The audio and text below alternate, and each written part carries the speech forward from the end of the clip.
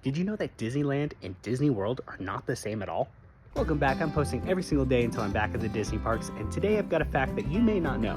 When Disney World was being created after Walt's passing, Roy decided to take all of the things that worked best from Disneyland and apply them to Walt Disney World. Now, the amount of money and the time and the risk that was associated with Walt Disney World was something that Roy had to constantly work with. With Walt's unfortunate passing, Roy was then tasked with the creation of Disney World and taking on the legacy of his younger brother and all of the creative plans that he had had. But they did know this. There was a lot of space for the Florida project, and they wanted to make the best use of it. So in the creation of Disney World, they scaled things up because they knew that they were going to have lots more guests coming through these gates. And that's where we start to have some differences. Some people may not know that they are not laid out the exact same way, even though there's a ton of similarities. The Main Street in Florida is actually wider, and the buildings are set to a higher scale, about a 7/8 scale, versus Disneyland, where Disneyland is set at a smaller scale but then gets a little bit bigger as you get closer to the castle. For this reason, there's people that like one park versus the other. You get a lot more greenery in California because you're built in the ground